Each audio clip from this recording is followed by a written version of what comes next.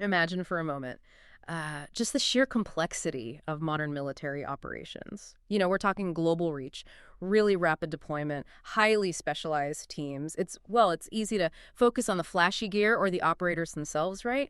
But underneath all that, there's this huge, often invisible backbone of support that actually makes it all work. Exactly. It's the unsung heroes, you could say. Logistics, specialized training, a whole host of really nuanced professional services. Yeah. They ensure these elite forces aren't just deployed, but are, fully capable, Yeah. wherever and whenever they're needed. Yeah. Without this kind of really comprehensive support, I mean, even the most skilled teams would honestly struggle to hit their objectives. That's exactly what we're digging into today. We took a deep dive into USSOCOM.pdf. Specifically, it's a statement of work for Special Operations Forces General Services Delivery, or SOFGSD. Now, I know, statement of work, it sounds like a pile of dry government paperwork, doesn't it? Pretty dry. But trust us on this one. Within this document, there's actually a surprisingly rich window into the vast and varied professional services needed to, and I'm quoting here, provide fully capable special operations forces to defend the United States and its interests. So our mission for you today is to pull out the really fascinating details, the unexpected scope of what actually goes into supporting the United States Special Operations Command. Yeah, and what's interesting right off the bat is that the document itself, it starts by clearly laying out USSOCOM's main mission and its 5 command priorities. Okay. These are compete and win for the nation, preserve and grow readiness, innovate for future threats, advance partnerships, and strengthen our force and family. And these aren't just like high-level buzzwords. They genuinely set the strategic stage for why all the specific support services detailed later are so critical. Oh, right. Let's unpack that a bit more. Because beyond those broad priorities, the document points to 3 key imperatives for professional services support. They call them ENDS in a ways, means, ends model, which for you listening is basically a military planning framework.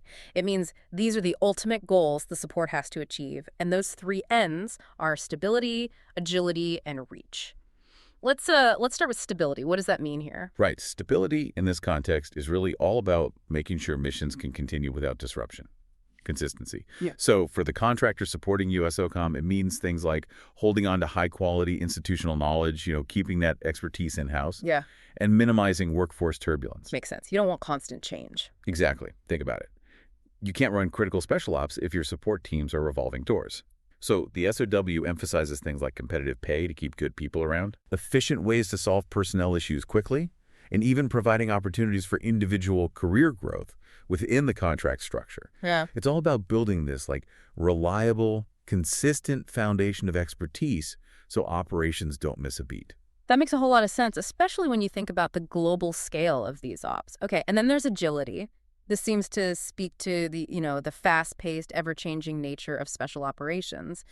The SOW talks about managing a workforce that evolves at, what did they call it, the speed of SOF. Yeah, the speed is SOF. What does that really mean for a contractor? Is it just about being quick? It's more than just speed. It's about being incredibly responsive, adaptable. It means the contractor has to be able to say surge capacity almost instantly if a new mission pops up. They need to manage sudden changes in requirements, react fast to unexpected problems, and have their own resources ready to go organically without needing to, jump through tons of bureaucratic hoops for every little adjustment. It's about being super nimble in an environment where the situation can literally change overnight. Okay, got it. Nimble. And finally, reach. How does reach play out practically for these support services, connecting it to the bigger picture? So reach here is about leveraging a really comprehensive network. It means the contractor needs to show they can actually place and take care of their employees in remote spots all over the world. Okay. Making sure those employees have access to established global nodes that kind of link up USSOCOM's worldwide tasks. So reach is, you could say, it's functional affecting logistics across continents, but it's also physical. It's about bringing in those vital outside perspectives that help develop solutions wherever the mission happens to be. These 3 things, stability, agility, and reach, they really define the whole character of support services for SOF globally. They shape everything from hiring to how missions are executed. Okay, so that's the strategic why, the foundation. But what does it actually look like day to day? Now we get into the really interesting part, peeling back another layer of this document to see the incredible variety of tasks these contractors do. It goes way beyond what most people probably picture. The statement of work, it breaks support down into 5 big categories: education and training services, management support services, program management, engineering, technical and professional services, and administrative and other services. But like you said, it's in the details where it gets really eye-opening. Absolutely. Let's start with education and training services. It's not just your typical military training. The SOW mentions providing vocational and technical training, developing curriculum, and even reviewing the SOF Joint Mission Essential Task List, the JMETL. That's basically the master list of every single thing Special Operations Forces need to be able to do. You know, reading through this, the part on cultural and language training really stood out. We often think military training is purely tactical, right? But this seems much deeper. What's the document imply about the purpose behind this kind of training? Is it just for intel gathering, or is it broader, like rapport building? Oh, it's definitely broader. Yeah. It's not just about, learning a few key phrases. It's full-on foreign language instruction combined with deep regional expertise and actual cultural immersion in host nations. Immersion, wow. Yeah. The document even specifies conducting long-range studies to make the training itself more effective over time. It shows this deep understanding that, winning hearts and minds, understanding local dynamics, operating effectively in diverse places, that's just as critical as any kinetic part of an operation. Right. It's about building trust, effective communication, not solely gathering intel. And connected right to that is translation services. The requirement is for multilingual translation, target language to English, English back to target language by native speakers or people with certified equivalent skills. And this is specifically to support open source intelligence OSINT production for what they call irregular warfare, which is often these long, complex conflicts with non-state actors, and unconventional warfare, like supporting resistance movements. These aren't your standard battlefield scenarios, so the translation needs must be incredibly subtle. Exactly. And the list of languages they need is just staggering. It covers Arabic, French, Spanish, Portuguese, Indonesian, Thai, Korean, Chinese, Urdu, Farsi, Swahili, Filipino, Hindi, Pashto, Russian, German. Even UK English is listed separately. UK English, okay. The sheer diversity just hammers home the truly global footprint of SOF. And they also mentioned needing broadcast quality voice talent for media production, which hints at some of the more unconventional stuff we'll get to later. Broadcast quality voice talent. That's amazing. And it doesn't stop there, does it? This section also includes developing and modifying combat modeling, simulations, war games, basically testing out concepts and decisions virtually. Yep. Plus, support for planning and running exercises. Can you imagine being one of these subject matter experts? You need SOF ground, maritime, air ops experience, intel background, interagency know-how. And then you participate in these exercises that can last from 2 to 10 weeks, sometimes with up to 150 role players. It sounds like a whole other job on top of your regular job, almost like a military improv group on steroids. It's pretty intense. It's not just a task. It's like a temporary deep dive into this parallel reality. It takes incredible dedication and a very specific skill set to make those scenarios realistic.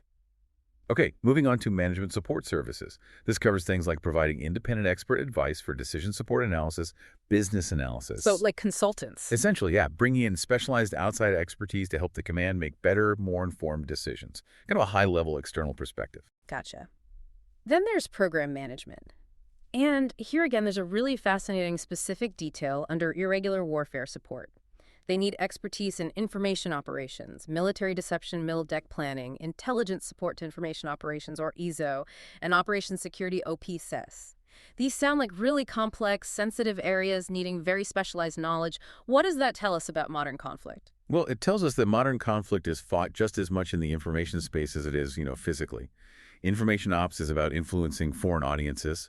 Mil-deck is about misleading adversaries. ISO feeds the right intel into those campaigns. And OPSE is all about stopping your own critical info from getting out. Right. It really highlights that warfare is increasingly fought in the minds of people, populations, and adversaries. So you need experts who can navigate that tricky psychological landscape. Indeed. Okay. Under professional services, it lists support for a range of intel activities: HUMENT, joint, civil affairs, military information support operations. ISO. But the detail that really jumped out, as you hinted at with the voice talent earlier, is under multimedia support. This one honestly surprised me when I first read it. Yeah, this one's a bit of a showstopper. Hmm. This requirement, it isn't just some quirky add-on. It shows a really deep understanding that modern influence goes way beyond traditional methods. The SOW actually requires the production and distribution of television or broadband network commercials, and even sitcoms. Sitcoms, seriously. Yeah. Commercials and sitcoms from the military. What is the strategic thinking there? It's all about shaping perceptions and narratives within specific target populations. It's leveraging the power of entertainment, something familiar and engaging to, say, build trust, counter enemy disinformation, or maybe subtly influence behavior. Wow. And this covers the whole process. Scripting, storyboards, focus groups to test concepts, actual production, editing, and then distributing it in culturally and linguistically appropriate ways in different countries. This shift, from maybe traditional propaganda to creating engaging, culturally relevant media like sitcoms, it signals a really new frontier in psychological operations. It demands expertise that kind of blurs the lines between Hollywood and military strategy. That's incredible. And it shows how broad professional services is. On one hand, you've got these cutting-edge multimedia campaigns, but then reflecting a real commitment to learning from the past, there's also a requirement for historian expertise. Deployable historians, even. Yeah, deployable. Documenting ongoing operations, writing histories, both in the U.S. and overseas. It's a testament, really, to the fact that even the most future-focused organizations know how important it is to preserve their history and learn from it. And finally, under administrative and other services, you find the, let's say, essential but maybe less glamorous daily grind. Basic office management, support for technical conferences and meetings, including developing the content for them. So yeah, from developing sitcoms and managing global intel networks, right down to basic office logistics, it really covers the full spectrum. Okay, let's shift gears now to the backbone itself, the contractor's responsibilities and the extremely rigorous security requirements that underpin all this. The IDIQ program manager, and IDIQ stands for Indefinite Delivery Indefinite Quantity Contract, meaning they order services as needed over time. Right. This PM is the main point person for this whole massive operation, and their qualifications are spelled out in incredible detail. Top secret clearance, SCI eligible from day one, a master's degree or war college grad plus specific experience, or a bachelor's with even more experience, plus a PMP or DVUA A Level 3 PM certification. This person has to be seriously qualified. Oh, absolutely. A very high bar. And the contractor, the company, is responsible for keeping that workforce capable and stable. That means recruiting, retaining, replacing qualified folks who have the right security clearances. They also have to provide all the necessary training to keep everyone up to date on DoD and USSOCOM policies. That continuity is just vital, given how sensitive the work is. What also stood out to me about the work environment are the really clear boundaries. Yes, it's typically a 40-hour week, but there are strict rules, like no work before 6:30 a.m. or after 6 p.m., no weekends, no federal holidays, unless government personnel are physically present and give explicit authorization. It's not a free-for-all environment. That's a critical control, isn't it? Ensures proper oversight. And contractor personnel, they absolutely must identify themselves as contractors, always. In person, on the phone, clear signage in government spaces they occupy. Even subcontractors have to identify their prime contractor. There's zero ambiguity about who's who. It keeps lines of authority and responsibility crystal clear. And this next bit feels pretty significant. Contractors only get paid for mission-related events, things like planning sessions, program reviews, commander's calls. They are explicitly not paid for morale-building stuff or, down days. And the document warns that non-compliance could be seen as a false claim against the government, potentially criminally punishable. Wow, yeah. That really underscores the strict accountability for taxpayer money on these services. That's serious. Definitely. Now, given the global nature we talked about, contractors have to be ready for a lot of travel, both inside the U.S. and outside. And for everyone deployed outside the U.S., there's a critical requirement. They have to be accounted for in the SPOT program. That's the Synchronized Pre-Deployment and Operational Tracker. Yes, SPOT. Essential for getting their letter of authorization, the LOA, which basically gives them permission to operate in a specific area. It's how the government keeps track of everyone and maintains command and control.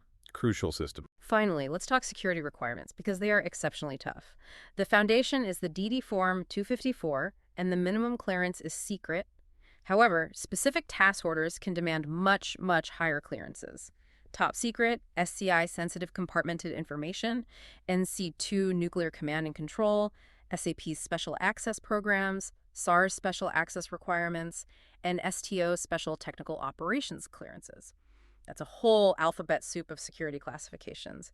Maybe worth quickly clarifying a couple of those for people listening. Yeah, good idea. Yeah. So SCI, sensitive compartmented information, that's intel so sensitive it needs special handling, often restricted to a tiny need-to-know group.